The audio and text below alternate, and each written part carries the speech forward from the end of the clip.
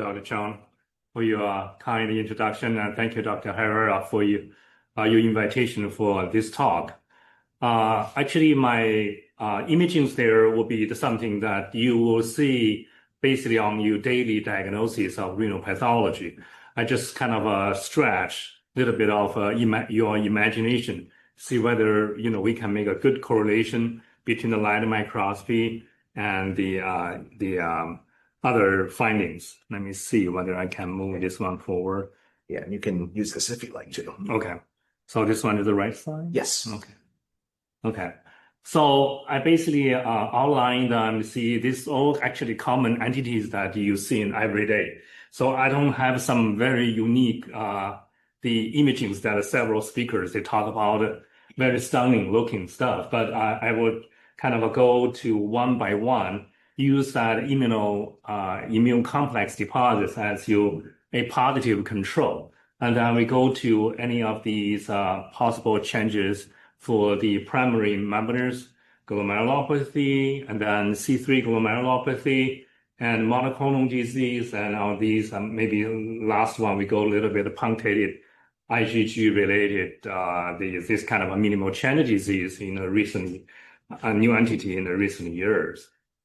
So this one here, I was trying to make the thought is that I'm a renal pathologist. Actually, we are like a weatherman, right? So what you do is that you think about what happened, look at in the heaven, and then you see the rain down, and then you'll see the water on the floor.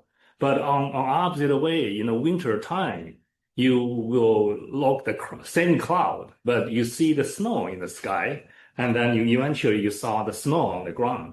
So you just several things you can put together. So this is a recent review article in the JASN. I think they actually make some sense that putting what the finding in the serum, sorry.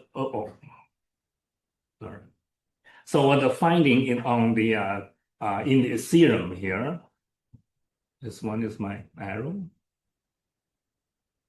maybe. Use the mouse pad. Use the the mouse on the screen for. Okay. Yeah, drag it to the right, then it'll show up on that monitor. Okay. Yeah, I think it's all right. I just go on here. So the immune complex deposit, you can see they make like a triangle looking because the heavy chain and the complements all together, that will make a deposit you can see by electron microscopy. But the minimal change disease, because it have the antibody against the antigen on the glomerular basement membrane, so you don't see it. That is a very similar phenomenon that for like anti-GBM, that you see a linear staining, but actually by EM, you see nothing. So it just depends on, I just have to putting together what you think these antibody or the single, the complex, and then eventually how you see on the immuno, they may be like a granular, maybe linear. And so these are the ones. So we use a immune complex disease like a lupus situation. For example, like you see here, this typical lupus, and then you see a lot of dense deposits look very irregular shape, but they are really dense, right? But because what you think that they were composed of immune complex, some complements all together, lumped together, so they deposit there. So they are pretty chunky. And then here again, you see some immune complex deposits. They along the subepithelial area. Quite often they have little kind of a retraction artifacts there, but also some of them along the basement in the glomerular basement membrane. And then here is another one, is that you see just a whole massive immune complex deposits. You see little artifacts, retraction artifacts in the mesangial area. So let's just move on. They occasionally can see a little over time, a little resolving the looking, vacuolated looking. So, but if you see this, And then in the past, we just call this resolving effects. But based on the recent research we do, if you see this look like diffuse vacuolated looking, you basically can make a diagnosis of a primary membranous glomerulopathy. The reason for that is I show you this one here. That's a few years ago. What we found is that there was quite a several of glomerular disease. I mean, the membranous glomerulopathy. They are PLA2R positive. Most of them, they also have a parallel IgG4 positivity. But there were a few cases, they PLA2R they positive, but IgG4 was negative. So I was wondering why they were, So and then I did a computer search, and then I found actually IgG4 has a low affinity to attach to the glomerular basement membrane. So over time, it's easy to fall out. So in this initial study that we did it, and then we found there was 8 cases like that. And they look like vacuolated, and then all of them showing the IgG4 negative, but PLA2R positive. So we consider that is resolving part due to the low affinity of the this antibody to the glomerular basement membrane because they are IgG4 positive. And then over time that you see that at the beginning at the like a stage 2 deposit at subepithelial area, that basically look a lot of dense deposits. And over time, they kind of rolling into the glomerular basement membrane, and then they showing partially vacuolization, and then eventually became totally gone within the glomerular basement membrane. Some of them go to almost subendothelial space. We call it stage 4, right? Stage 4, stage 3, and stage 4 would look like something the vacuolated appearance. So we did a kind of a sensitivity and the specificity for this. And then we found that we use the PLA2R as a gold standard. And the IgG4 appear to have a strong specificity, but the sensitivity appear low. It's because they fell out. So this is the kind of a illustration that what I think would happen at the stage 2. They kind of located on the top that you don't see the difference between the lupus and the primary membranous GM. But over time, that when the deposit rolling into the GBM, because they have low affinity again, it's just fell out. So they have this vacuolated appearance. So another situation is that we had a few cases of this kind of called monoclonal membranous glomerulopathy. These kind of cases they have IgG and either kappa or lambda positive. This one is the lambda. And then we have this very nice deposit at subepithelial space. So we totally eventually accumulated 4 of them. So far, what I understand, there are only 2 studies regarding this kind of a membranous glomerulopathy. One is from Japan.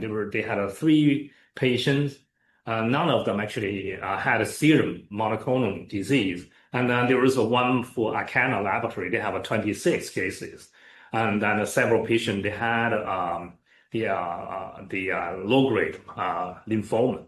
So for this kind of a situation, what I found interesting is that the deposits, they were monoclonal. They are not a polyclonal, right? So they also can attach to one of those antigens on the subepithelial space, making the nephrotic range proteinuria. But you see them, they look very smooth. They look not so dense as the lupus cases that I show you. And then they don't show much of the retraction artifact. Somehow they just seems a layer, one layer by one layer, like a sand precipitation instead of like a chunk deposit there, right there. So here is a C3 glomerulopathy. C3 glomerulopathy is that, just membranoproliferative looking. But I look at their C3 staining by immunofluorescence. Instead of I look them more granular, I feel they are more linear looking actually. Probably they also just their density is not that high as the immune complex deposits. And similarly, they're deposited more like a smooth looking thing. Rarely to see them to have the retraction artifacts. So here there is another case that we had, the C3 glomerulopathy. You can see some subepithelial deposits. You can see some intramembranous deposits, but they relatively not that dark. I say not like a black color. Instead of they're more like a gray color. But I know this each laboratory is different. Each day is a little different.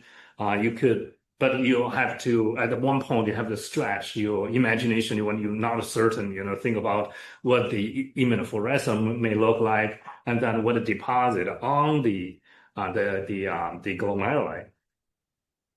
And then, they have some of these kind of a little linear deposit, more like a powdering deposit along the glomerular basement membrane.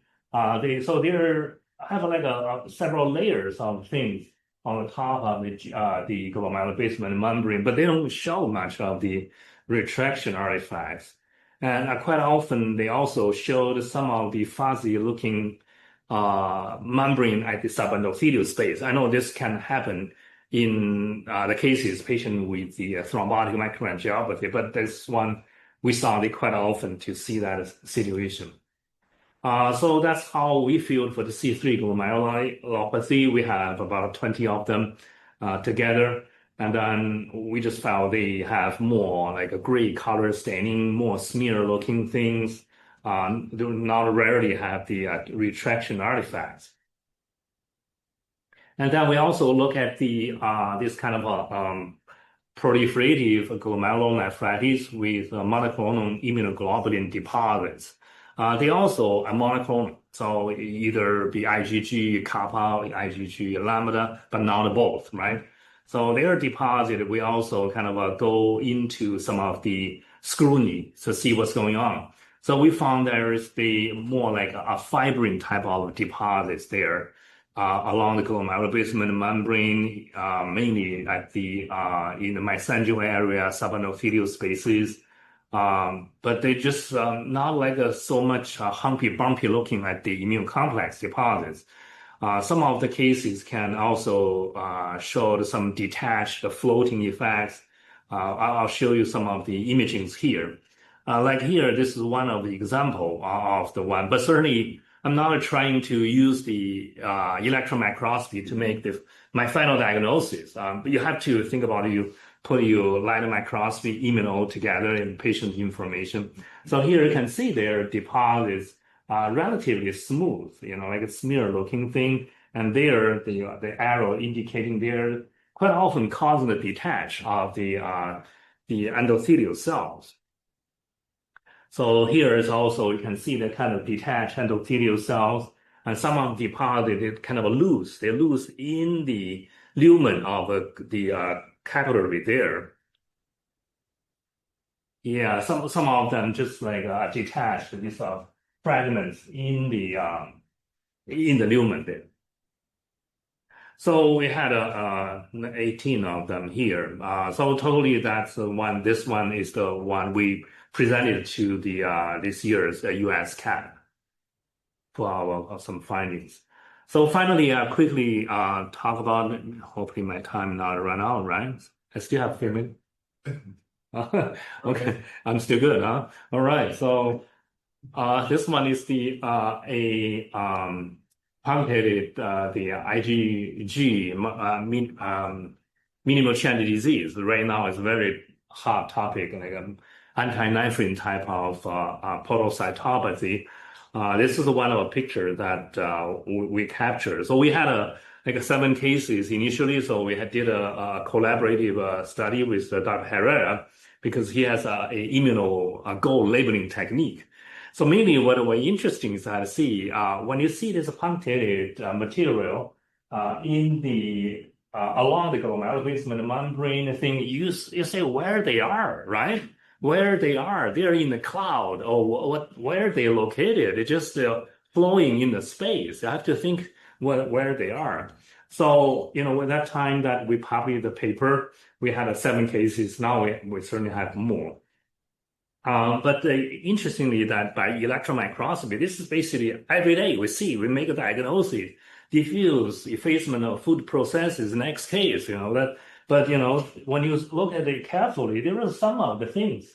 Usually, we know these nice food processes, they were like fingers looking, right? Like a finger nicely. But during this diffuse effacement process, you can see there are some of these products become a ballooning looking. So these kind of detached fragments after the food process become diffuse phase. So we kind of calling them ballooning clusters. Sometimes we call them ballooning the budding clusters. They kind of like a yeast budding looking thing. So this another case in the recent study, and then also look at something kind of stand out in the food processes there. So the part that we got help from Dr. Herrera is that we sent him some of these cases to do some of the negative controls. I didn't tell him which one to which one. And then what they did is that did immuno gold labeling against one of the antigen. I think they used the kappa. There to see, whether there is some of the things in the food processes. So you can see that in the left side is a negative control. There is nothing really in the food processes, but this immunogold labeling, you can see this little black dots. They are deposits in the food processes. So meaning that these antigens, also the antibody, they are not in the free space, but instead they are landing in the cloud of these kind of food processes. So that is the point of that study. So this is what we are thinking that like a membranous glomerulopathy, because there was a trunking of the deposits at the subepithelial area against certain antigens there, right? Either PLA2R, THSD7A. So they are forming immune complex deposits. So you can see that pretty well. But for the minimal change disease, they are basically just antibody go directly binding to the antigen along the glomerular basement membrane on the sleeve diagram. So by immunofluorescence, you can see them, some of them dancing around, but by electron microscopy, basically you don't see them. So this is what the thought we have. So there's some home taking messages. One is that we just have to think about some immune complex deposits, what they look like. There is a reason why they look like one different from the other one. And then still we have to put it together as all the three parts together, to draw our conclusion. But when you struggling with that, make the sense, I think that EM sometimes the subtle findings will help you to reach the accurate diagnosis. Thank you.